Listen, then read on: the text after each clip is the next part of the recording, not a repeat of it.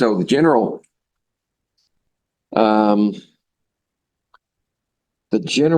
outlay of the course, let's see. All right, I'm going to work on my notes just to keep me from wandering. You have a copy of the syllabus. The syllabus is also in Brightspace. In fact, everything that I hand out is duplicated in Brightspace. If you lose a copy or you're absent one day, then you can always get the material that I handed out that day in Brightspace.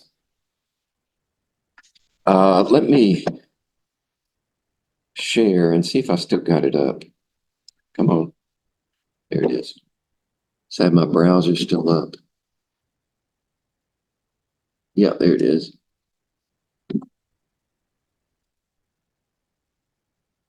Okay, there's my browser.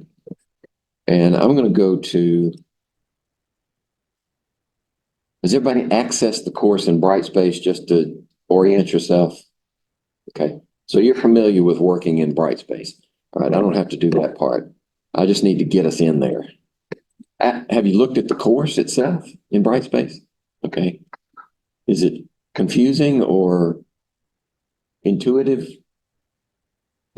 Okay. No committals. All right. This confirms that I can get into Brightspace too. You never know. I come from Beckley. Well, actually Beaver, New River Community Technical College. So I'm an adjunct. I teach 2 chemistry classes on Fridays. And it takes me about quarter hour short of 2 to get here. Who comes from the longest? Find out who comes from the longest distance. No volunteers. Does everybody live in the neighborhood? Yeah, you live in the neighborhood. You have to come a long way? No? About an hour? Okay, that's doable. So you got the record? Okay. Of the ones that are here, I haven't checked my roster this morning. Those that are missing might have decided they didn't want to take the course. Okay, so here you are. And this is the landing page. Everything you want that you're going to need for the course is under content. There are multiple ways to get to information in this class, but this is the surest way.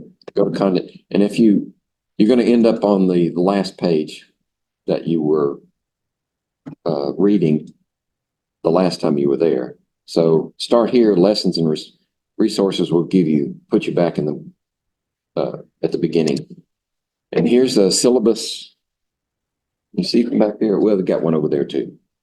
And here's my schedule. My schedule is also embedded in the syllabus. I put it toward the back. So that's where I am at any time of the day. Well, except for the blank spaces, and I could be anywhere. And then here's my Zoom office hours link. So during my office hours, I will be Zooming. So nobody wants to come to Beckley just to see me in person, I'm sure. So if you need help, check in during those office hours by Zooming from that link. And if I'm not there, I've been called away for some strange reason. And you also have in the syllabus, you have my cell number. So if you need help right away, text me on my cell. That's the best way to do it. Text me on my cell. Voice calls I tend to ignore unless I recognize the number because there's so much spam. But if you text me, then I'll get back to you pretty quick. If you go to my, if you call that office number, you'll probably get an answering machine. and just leave a message, and it's all of our voicemail messages are converted into a audio file and sent to me by email. So I get those pretty quick too. And then if you need some help and it's not during office hours, then we can set up a Zoom meeting. Okay, and I'll just send you an invitation and we can connect anytime, except when I'm asleep. Okay, I reprinted the course schedule here. It's in the syllabus, but this might be easier to handle. Just go in there and you want to know what's happening on what day. You don't have to dig out the syllabus to find it. I will call your attention to one day, October 4th. Since I'm full-time at New River, the president says when I'm supposed to be, where I'm supposed to be. So on that day, I have to be on New River campus for what they're calling New River Day. And that day, we won't have class in person, face-to-face. So don't show up on that day. You'll be all alone. But the assignments that you wanted to accomplish on that day, that one assignment is in Brightspace. So there's a video, a review for exam 2. There's a video from a previous semester that will take you through the review for that exam 2. And I'll show you those in just a second. The rest of them are organized so that you can see what we're going to do on each one of those days and whether or not there's a lab. Counting the day that I'm absent, there will be 4 days that we don't have labs. And I do that primarily so that I can cover all the lecture material. Otherwise, I'd run short if you had a lab every day. Okay, so there's your schedule. And we don't have a final exam. We just have 4 chapter exams plus other activities, lab reports, extra credits. These are some of these extra credits are ahead of things. All of this stuff that I gave you this morning is for exam 1. And we're going to get to it little by little, like chapter 1, 2, and 3. So you've got everything you need. You don't have to do all this stuff before we come back next week, okay? We're going to cover, let's look at the schedule. I'm supposed to cover chapter 1 and 2 today. So chapters 1 and 2, you got the PowerPoints there. I have a review document. Looks like an exam, looks like a multiple choice exam. And that's what we'll use as our guide for the days that we have reviews. I think it has, let's see. Does it have the key on the back pages? No, the key is separate, I'm sorry. Rather than making you get the review document, this is the key to the review document.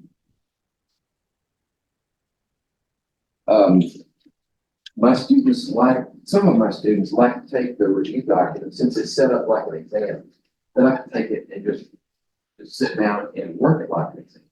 And then go back and check their answers to see whether we can focus on those problems. So you can do it if you want.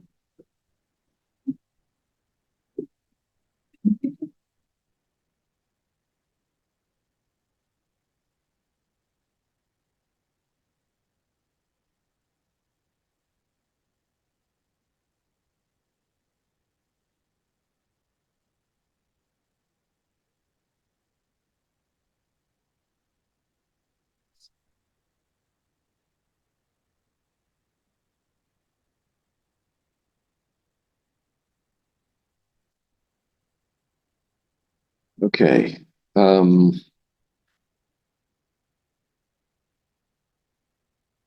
Course schedule. You're supposed to be able to attend Zoom meetings by clicking on that one. And there's your link to the Zoom meetings. I'll set up the Zoom meetings, I thought correctly, but I'm not able to connect.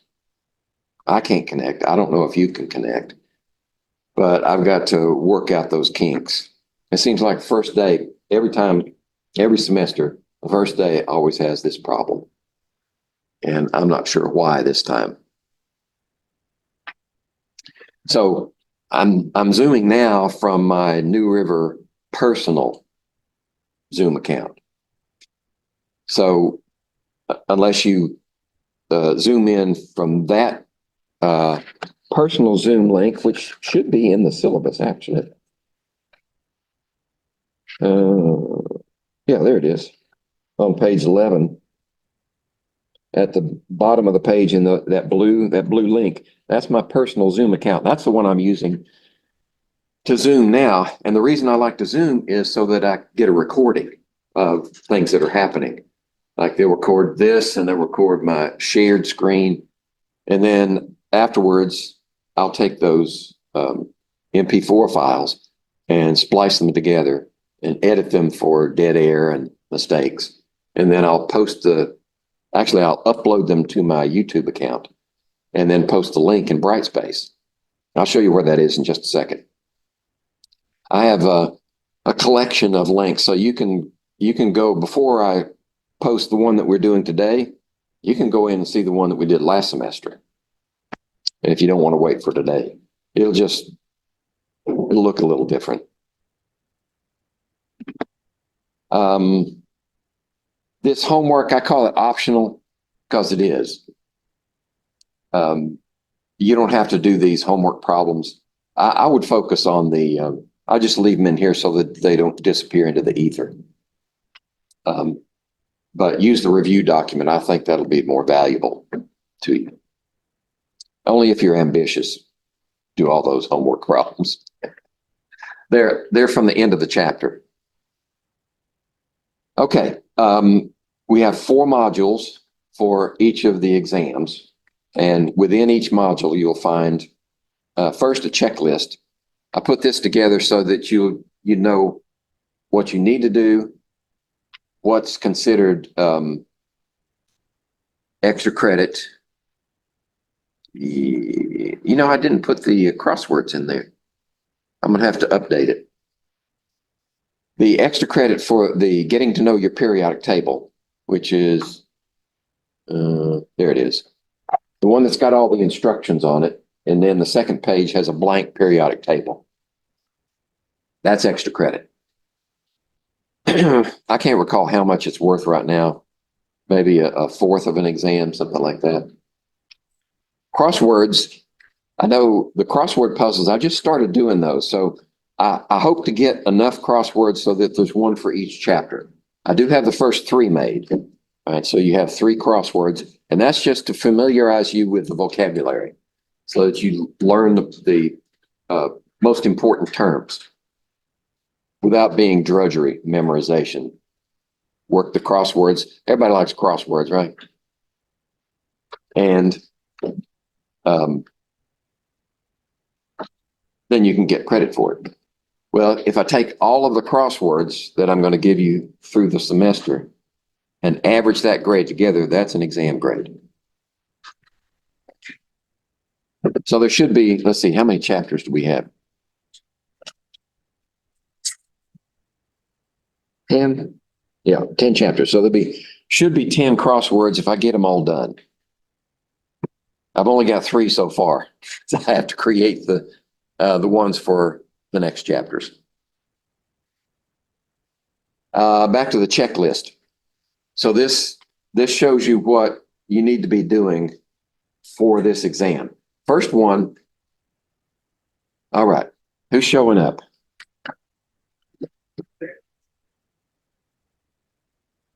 Okay. Find a place and then come grab one of each of these. All right. Who's Savannah Bailey? Okay. And is Rihanna Boehm here? Okay. Did I pronounce that correct? Right. Rihanna Beam. Rihanna Beam. Okay. Let's see. And Amber Hill? Nope. Rihanna Canada? Nope. Madison Yeager. Okay. All right.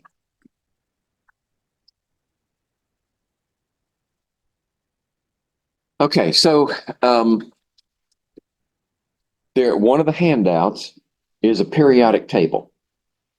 And it's got some of the elements have red boxes around them. Everybody find that one? Okay. Those elements with the red boxes, those are the elements, symbols that I want you to memorize. Each one of those symbols represents an element. So know the name and the symbol that goes with it. Notice that on that periodic table, the names are not there. You got to look them up. Okay. You can find them. It's easy. They're probably in your textbook under the front cover. They have a list, alphabetical order, and you just find those names and match them up to their symbols. And those need to be memorized. The reason I'm telling you now, we're not going to get into those until chapter, let's see, 3 maybe. But memorization takes time. So I want you to get started on those now. So does anybody know a good way to memorize things? 2 words, flashcards. Get 3x5s, symbol on one side, turn it over and write the name on the other side. You've already started memorizing them when you do that. Then you take those flashcards of just the ones that I've identified. It's about half of the ones in the periodic table. And then run through them. Like maybe start on the symbols first, symbol side first. And guess it, turn it over, get it right, put it in that pile. Get it wrong, put it in this pile. You keep going with the wrong pile until they're all in the right pile. Then you start over again. And as soon as you can go through that whole list and get them all in the right pile, my music teacher used to say 9 out of 10 times, but 2 or 3 times in a row would be good. And then flip them over and go the other direction. Right? See the name, the element name, guess the symbol, and then do the same thing. And eventually you'll get them done and memorize them. Those symbols are our alphabet. Okay, we learn the alphabet. And then there are about 60 of them. Learn the alphabet, then we can make words with them. Words are compounds. We put symbols together and make compounds. And then once we've learned how to do that, then we can make sentences, which is chemical equations. So get started memorizing those things. And the extra credit where you build the periodic table should also help. Okay, so that's your checklist, and then you're going to find here's the know these element symbols. There it is, reproduced right there. And then PowerPoints. So the PowerPoints are here, chapters 1, 2, and 3. And if you open that up, you'll find that the PowerPoints are in 3 different flavors. There's the actual PowerPoint slide set. That's the first one.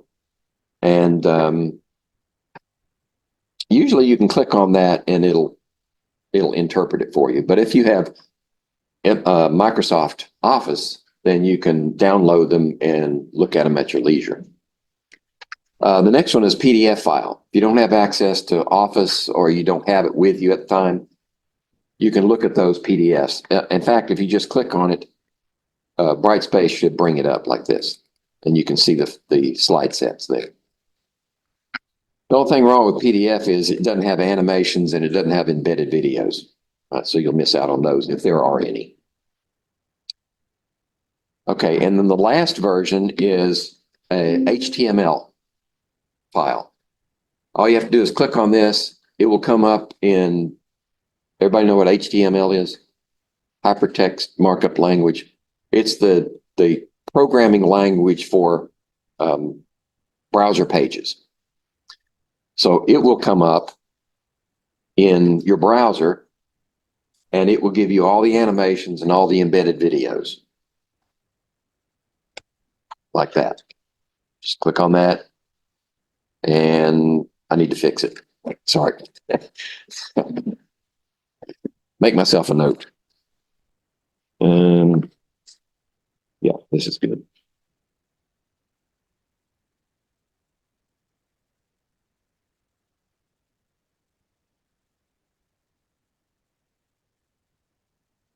I produced that HTML using a program that had a bug in it. And you notice when you click on it, it just starts scrolling and it just keeps scrolling. So I've got to do it using another program and change it. Okay, that's how the PowerPoints are listed. All of them are like that. They'll have those three flavors. And let's see. Here are archived videos. And they identify what they're for, right? These will all be exam one or lab. And you just click on them and they take you to my review first. They take you to my YouTube page. And the only thing bad about that is you have to endure commercials. Okay, so let's go back here, close that. And notice you've got breadcrumbs here across the top if you didn't already know that. And you don't always have these breadcrumbs, but when you do, you can go back very easily to a previous page. Okay, so what else is there? Let's see. Review. Okay, here you go. Here's your review document. And here's the key. This one right here, right there, that's a Brightspace quiz. It's based upon the review document, but if you want practice taking Brightspace quizzes, then you can do that. And you can go in and take it. It'll grade it for you. I don't see the grade. It's a review. So you go over and over and over again if you want and drill the questions. For my purely web-based courses, I use these so that the students can get a feel for taking exams in the Brightspace environment. But the one I just handed out is this one, and then there's a key. In fact, I think this one it's a different format for the key, but it gives you the same answers. And this one, this exam is available for emergencies.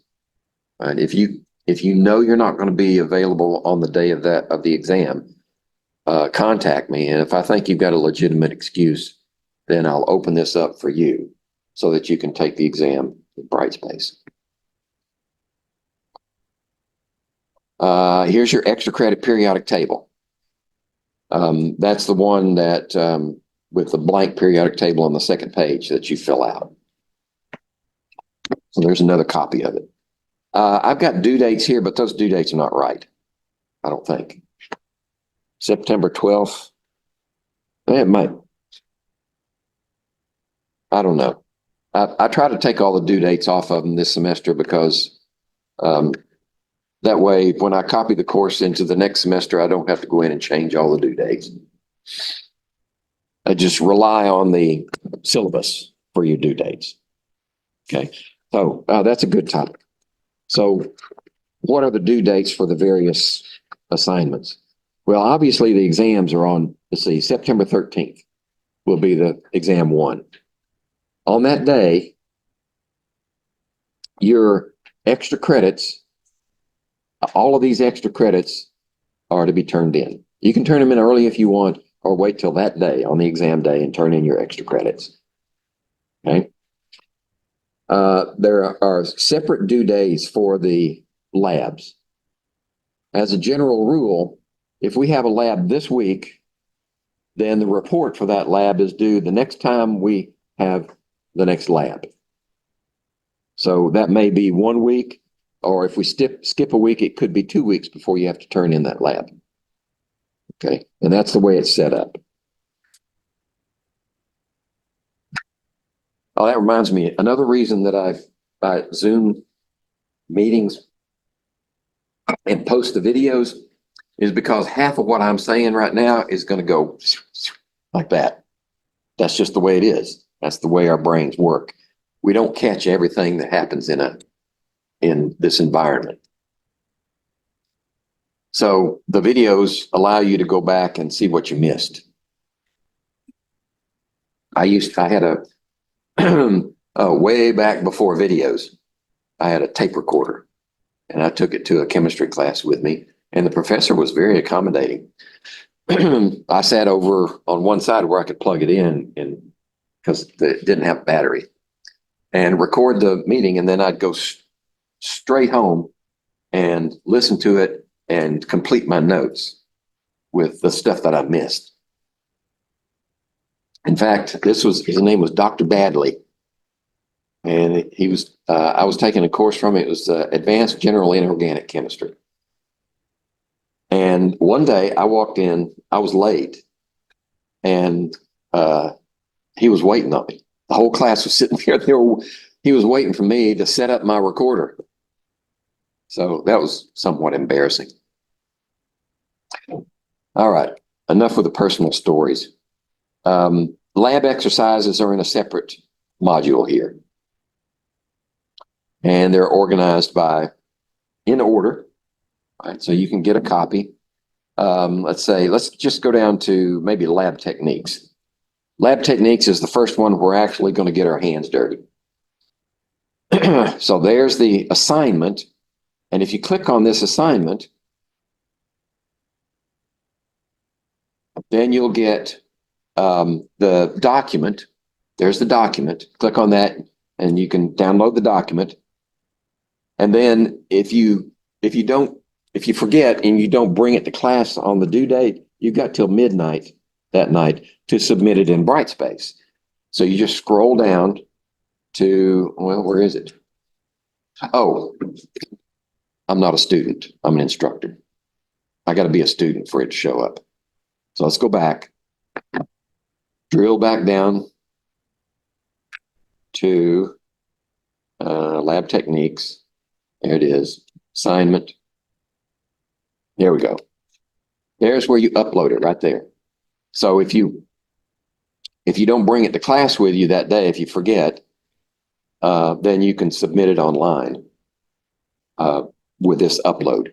That means if you did it by hand, which is probably what you'll do, then in order to upload it, you've got to take pictures. Just take pictures of all the pages. If you can compile them into a PDF file, that's great. That makes my job easier. But if all you have is images, you can upload multiple images at once. You just click on the upload and then pick out, you know how to do multiples. Just click, control click, control click, control click. Or if they're all in a stack, you could click the top one and go to the bottom and shift click, and it'll pick all of them. And then you can submit those images at once. I don't think there's any limit to how many. Okay, let's see. I don't want that now. That may not have been picked up by the share. The share is, okay. That's one of the shortcomings of Zoom. It won't let you share more than one screen at a time.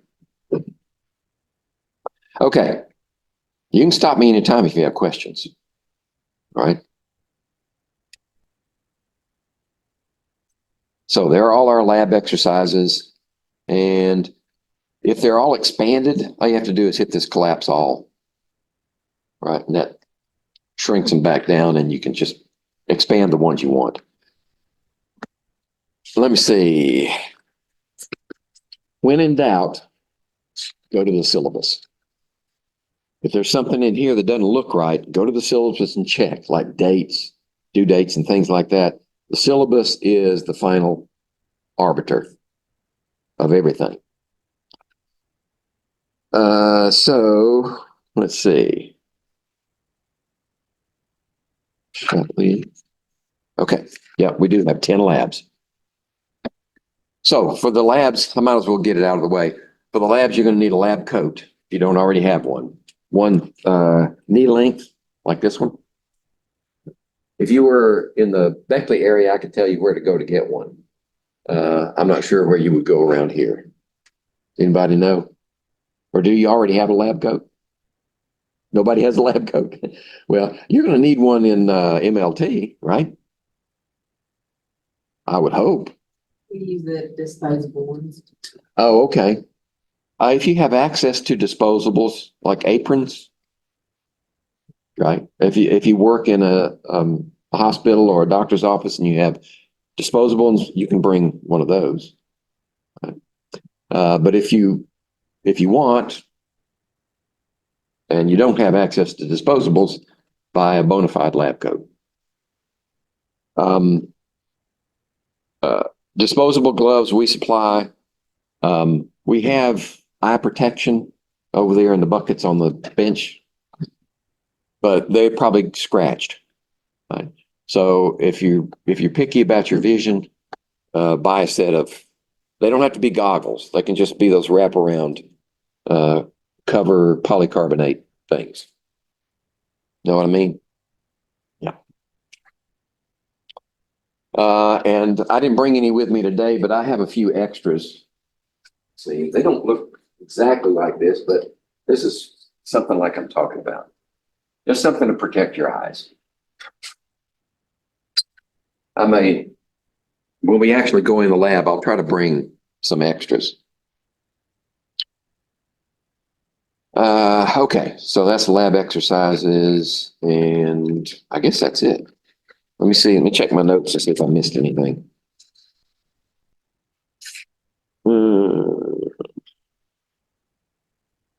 By next Friday, I'll have sign-in sheets, so we won't have to do an oral check.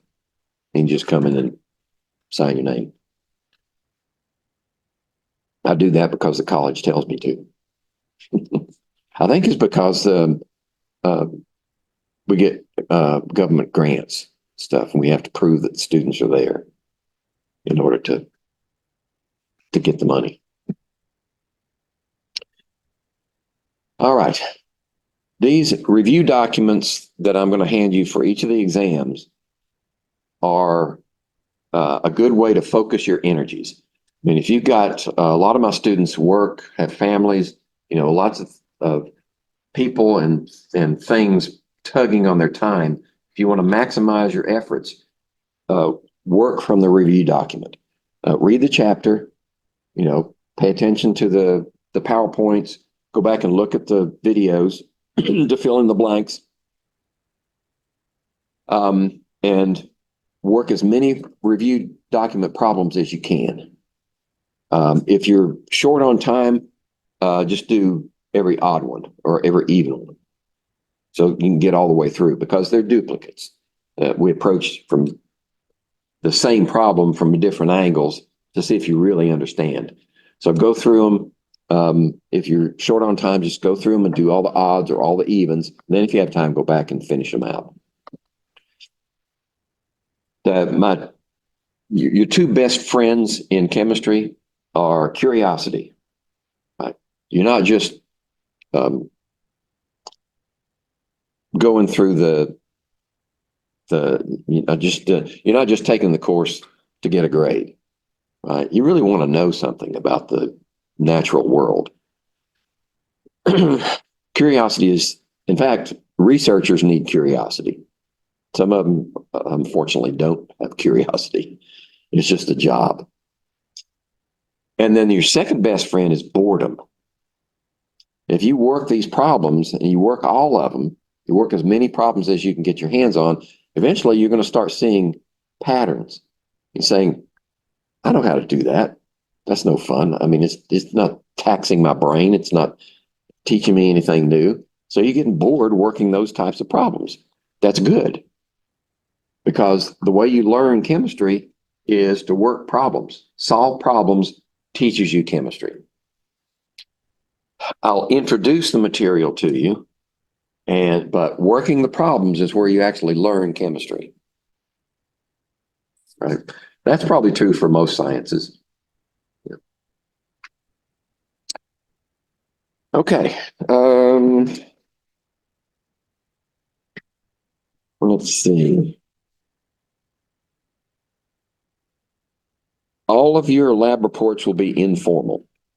That's to say that you have the hard copy for the lab exercise, and it'll have questions and places to fill in the data and the answers. Occasionally, you'll need to construct maybe graphs or do other things that it tells you to do, and those will have to be added to it.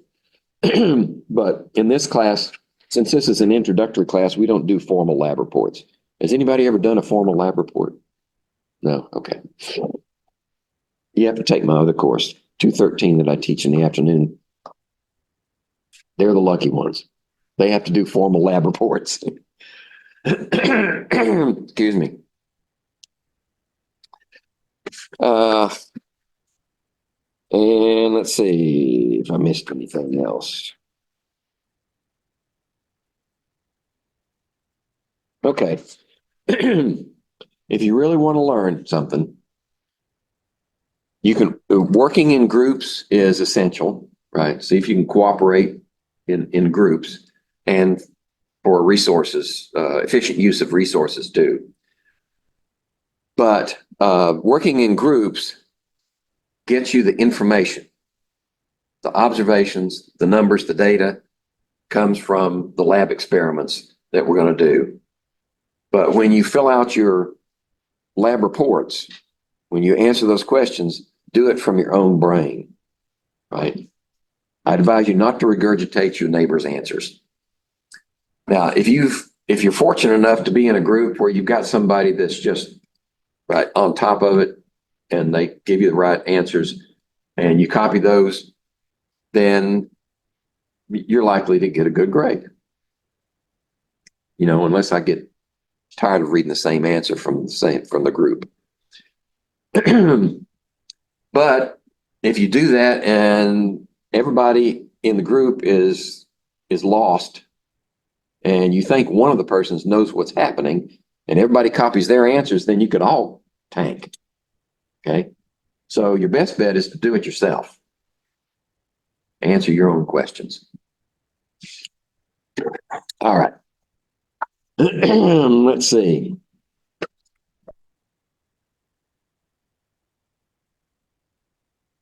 I think that's all we need for introductory remarks, unless you have questions. Okay. So, I work for the federal government in agricultural research for 22 years. And what they would always tell us was their safety program was designed so that we could maintain our health for at least 20 years in federal service. So we had an ongoing safety program that would refresh us on various activities and techniques to reduce safety hazards. Now, for our purposes, reduction of safety hazards would be very basic. Your number one preventive for accidents in the laboratory is knowledge. Know what you're going to do before you come in the lab to do an experiment. That is, be familiar with the procedure and any safety concerns that arise for that lab. So when you read through a lab, there won't be any for the graphics, but for the first one where we actually come in the lab and do work, you need to be mindful of what could happen. Like, could I break glass and get cut? Is there going to be a heat source? You know, like an open flame? I catch my hair on fire or catch my papers on fire if they're too close? Things like that. We're going to be working with caustic materials, like acids or strong bases. What type of protection do I need? So knowledge is power. If you know what you're going to do when you come in the lab, you're less likely to have an accident. Also, know what you're going to do if an emergency does arise. Know where the exits are. All laboratories, after a certain year, I guess this building was built in, have to have two exits. We have an exit down there, and an exit over here. We actually have three exits. If you go through the prep room, there's an exit to the out there also. So know where your exits are. Know how to call for help. Right? Where's the phone? The phone's right here. So everybody knows how to dial 911.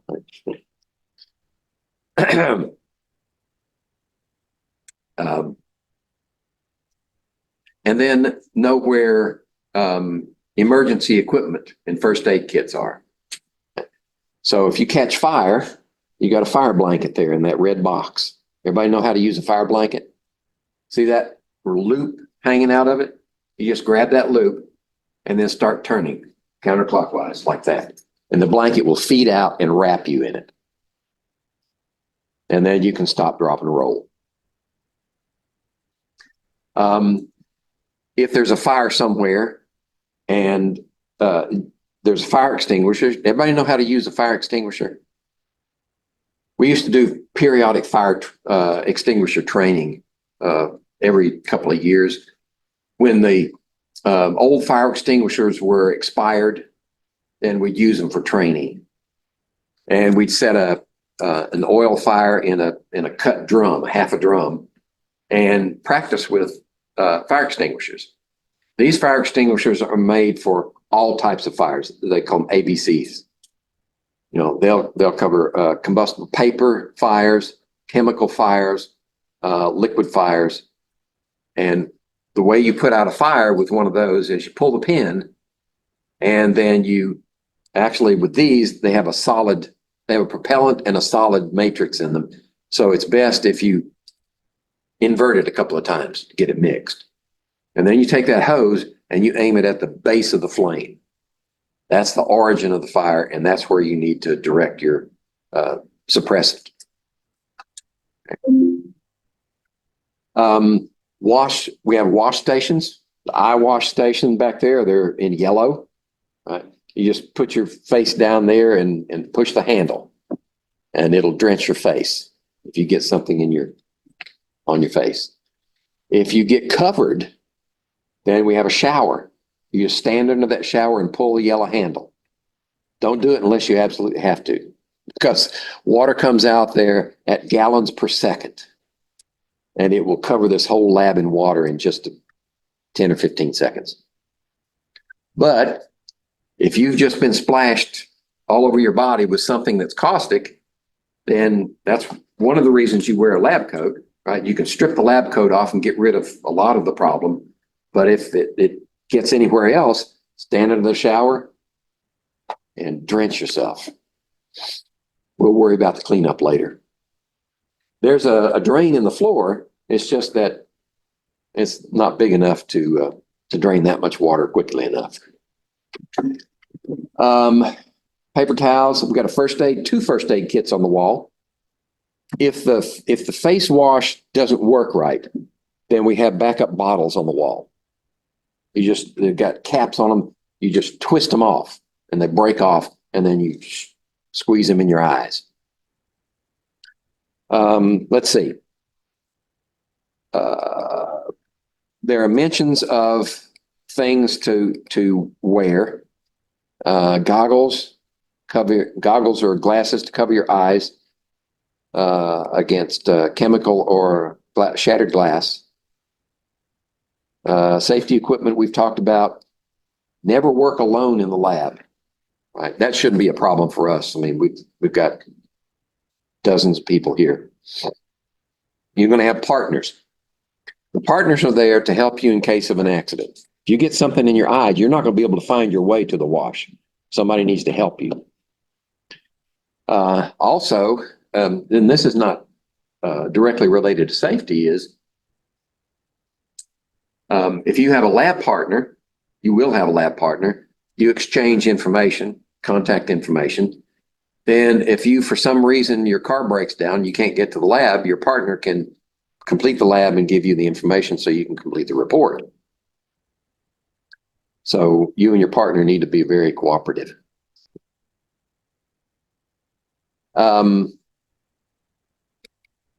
You're only going to do experiments that are described in the hard copy. Right? We're not going to come in and say, combine two unknown chemicals and see what happens.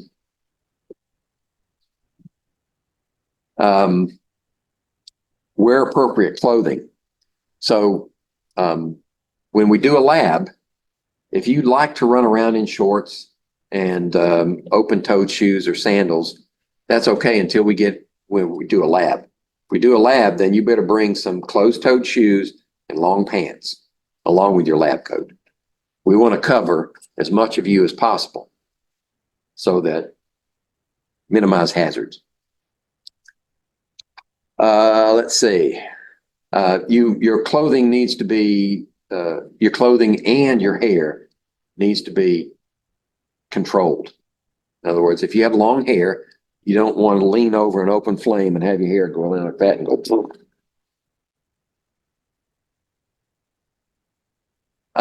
Let's see.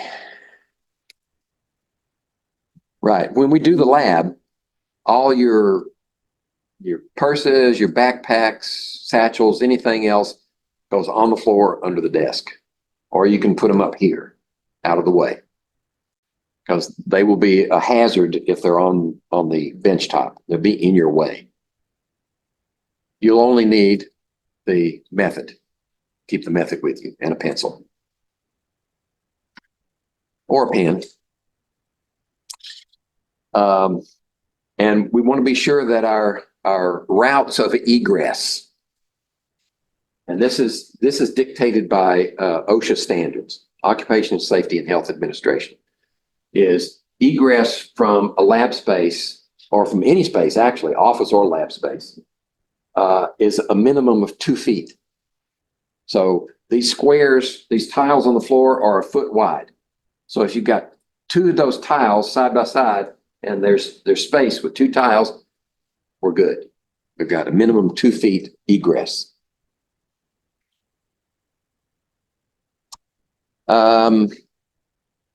Eating, drinking, smoking, chewing, applying makeup, we don't do that in the lab.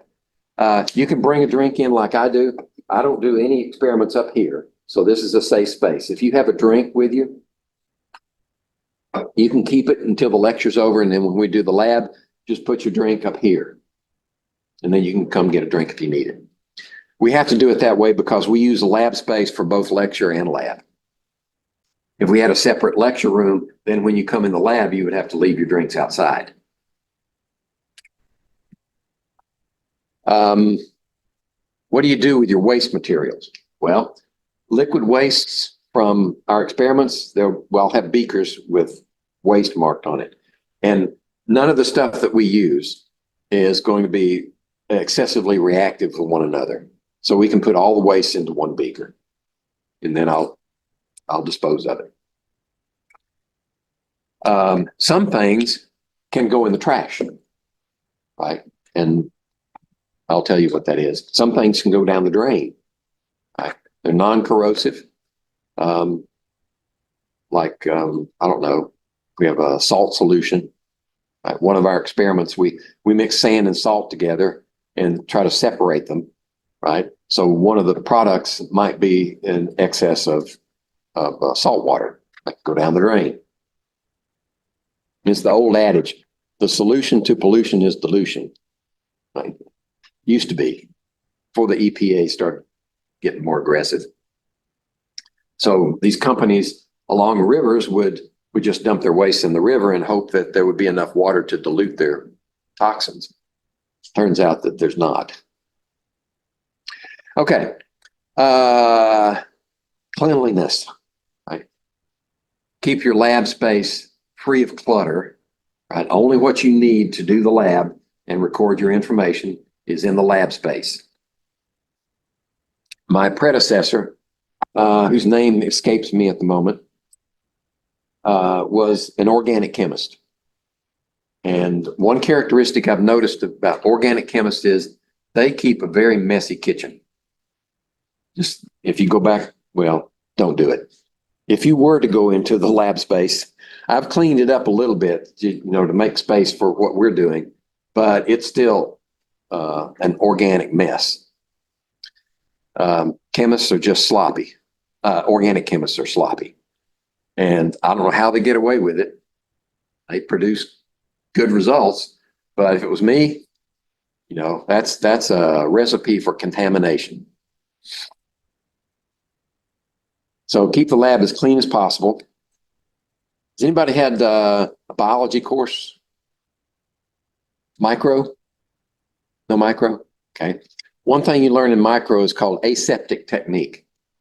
You don't want a lot of these little microbes floating around getting in your cultures, right? So they teach you how to keep your lab space sterile. Well, we're not quite that anal around here. We just want to keep it clear and clean up any spills. Let's see. Sometimes we may have to use the fume hood, right? We've got 2 of them back there. We don't use them a lot because they're extremely noisy. You can't hear yourself think when they're running, but sometimes it's necessary. If we use concentrated hydrochloric acid, you open the cap and you see it's fuming, right? You don't want to breathe that in. Or if we use ammonia, right? You don't want to breathe that in either. It'll choke you. So sometimes we use the fume hood for those purposes. And always use good judgment, right? It takes time to develop an intuition about what's good judgment and what's not. But you know how to behave around your house and not have accidents, right? Start there. Right? You don't, I've got ceramic cooktop on my stove, right? And I know not to put flammable stuff on that cooktop. Because even if I forget and leave it there, and somebody else comes along and turns the eye on, I could catch fire. So that's off limits. That cooktop gets nothing on it that's flammable, unless it's in a pot. So use basic home common sense to avoid accidents.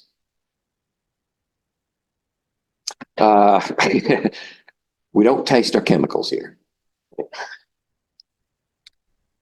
What's the saying? Chemistry is like cooking, but you can't lick the spoon. Yeah. Don't inhale fumes. Sometimes to detect odors, you don't stick your nose right over the test tube, right? You waft it like this. That dilutes it so that you can get a sense, but not the full impact, if it's called for. Avoid touching hot objects, right? And you'll know if they're hot, where they've been. Like if they've been over a Bunsen burner, right, that's a hot object. You just assume it's hot, right? It's like gun safety. When you pick up a gun, what? You always assume it's loaded.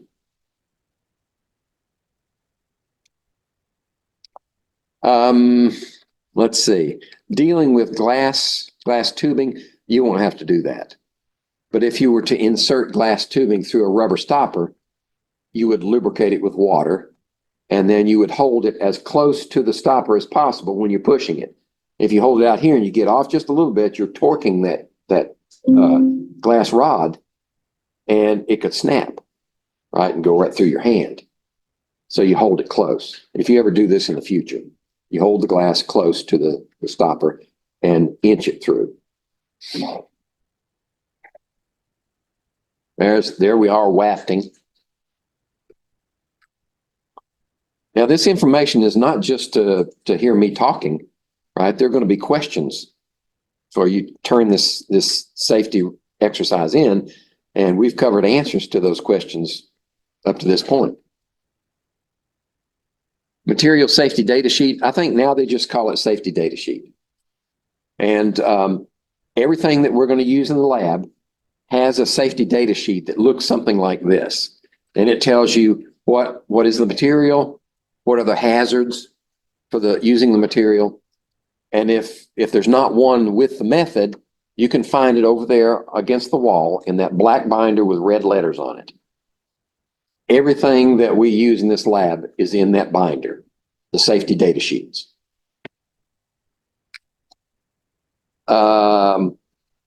Wash your hands before you leave the lab, or go to the bathroom especially before you touch food, or you rub your eyes, right? When the first thing that happens when you put gloves on is what? You get an itch somewhere, don't you? Every time. Just resist the temptation to scratch what you've got gloves on. What if there's an accident, an injury, or something? Well, if it's life-threatening or health-threatening, you take care of it first, and you can tell me afterwards. But shout out, raise your hand, let your instructor know, so he or she or it can help you. All right. So how do we deal with spills? Well, you need an absorbent, actually, to pick it up. We had when I was working for the government, we had one technician who was kind of lackadaisical. And he put a chemical back into a bottle that he thought was the right bottle, and it was the wrong bottle. So he put an organic into a sulfuric acid bottle. I think it was acetic acid. Acetic acid is an acid, but it's also organic. So when you put that together with an oxidizing acid like sulfuric acid or nitric acid that's concentrated, you get a violent reaction. And it filled the lab up with smoke, and all we could do, fortunately, the fume hood was still on. So there were two doors to the lab, so we opened the spill kit on the wall, and we took out these bags of absorbent, and we packed the door with them. So it kept the fumes inside until the fume hood could remove it. And then there was a spill associated with it also. Then we had to do a hazmat cleanup. I don't think we'll have to do that here because we're using very tiny amounts of stuff. And a good practice is, if you're not going to, if there's not a hazard for flammability, you can use paper towels. I do this a lot. Take a couple of paper towels and lay them out, and I put my reagents on those paper towels in case I have a spill. Then it's immediately soaked up. You can also get these rolls of absorbents. They look like pee pads, right, for your pets or for your aging parents. And they have absorbent on one side, and they have this impermeable plastic on the other side. So you can lay those out on your bench top, and if there's a spill, it's immediately soaked up. In fact, we ought to have those in this lab. I got lots of pee pads at home because I have 14 cats and 2 dogs. And even though I have litter boxes, sometimes they don't want to go in the litter box. So I have pee pads all over the floor, and then the litter box on top of that. They just do what they do. Okay, what happens if you get some chemical in your eye? You have somebody help you, right? Go to the eye wash station and drench your eyes for at least 20 minutes. You may think after a minute or two that you've got them cleaned out, but there may still be enough in there over time to damage your eye. That's why you go 20 minutes.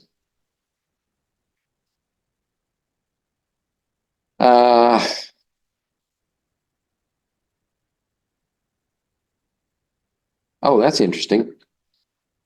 If you've got your eye protection on and something splashes on your face, searching for the right word. Your first impulse is to strip those things off. But if you do, you might scatter some more of that stuff on your face or in your eyes. So go to the eye wash and put your face with the goggles on in the eye wash, right? And be sure it's all cleaned off here for like 5 minutes.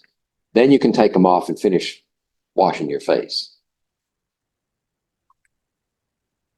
If you get it in your face, you're going to need help, right? Lab partner, instructor, you're going to need help. Don't swallow chemicals. If you get a burn, what's the first thing you do to keep it from blistering? Extract the heat from it. Yes, cold water. Cuts and wounds. Has everybody had first aid training here? A few people? Yeah. So you know what to do in those types of emergencies. We used to get first aid training every year to refresh. And we get CPR training too. Has anybody had CPR? Good deal. Okay. Because I'm 71 years old, you know, and that means my heart is 71 years old. It might give out on me any second. So, what do you do if you, if you get a cut or a wound of some kind, how do you stop the bleeding? First, direct pressure. Yes, direct pressure. If that doesn't work, actually they say tourniquets are a last resort. But if you have to, if it's on an extremity, then you can tourniquet. Like if it's on the arm, you would tourniquet this. I forget what the artery is called, but you put a tourniquet here, or just direct pressure on that artery. But once you tighten the tourniquet, you don't loosen it. They used to teach us loosen it every 15 minutes to let the blood flow and retain oxygen to the tissues. But now they say, don't. Once you get it tight, leave it there.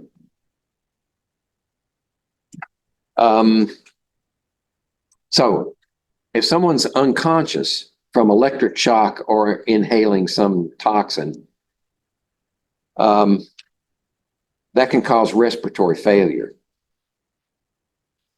In that case, we need EMT quick. And it may have to, you check for breathing and then you check for heartbeat. If the heart's not beating, then you start compressions. Time to staying alive, right? And what do? Once you start compressions, you don't stop until somebody relieves you or you collapse from exhaustion. And now you don't even do rescue breathing because the body has enough oxygen in its tissues, and all you're trying to do is keep blood moving to the heart and to the brain. And the oxygen in the rest of your tissues is sufficient to supply. As long as you keep it moving, it will bleed out oxygen from your tissues and keep the heart and the brain from going anoxic.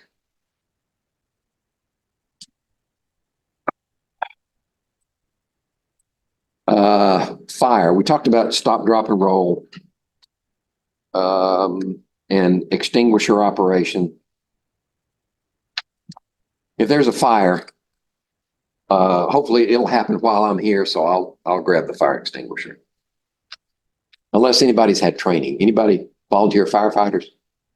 No. Okay. I have had volunteer firefighters in my class. And in that case, I would defer to them. Okay. So let's see. Safety information, when you fill that out, where are these things located? Well, I put a directional arrow on this table years ago. This says what north is. North is that way. So northwest is where you're going to find most of the safety equipment. Instructor's desk is where the phone's located. Fire blanket, first aid, fire extinguisher, eye wash, shower, all on the northwest. Fire exits, northwest and southwest corners.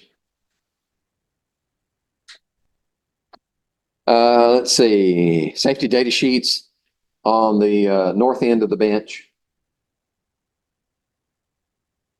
Now, emergency numbers, I don't have current numbers for those now. Fire, poison center, police. So your best bet is just to dial 911 and they'll direct you to the right location. There are no additional safety instructions. Okay, and then the last thing you have is a safety agreement. Now, let's see, there should be two of them. Well, let's see. No, there's just the one.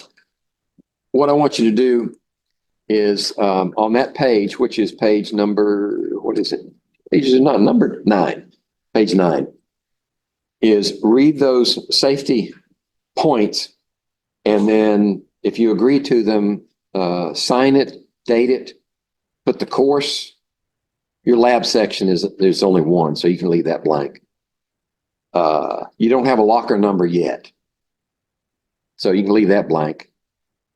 And let's see, that's it. And then I'll sign it as received.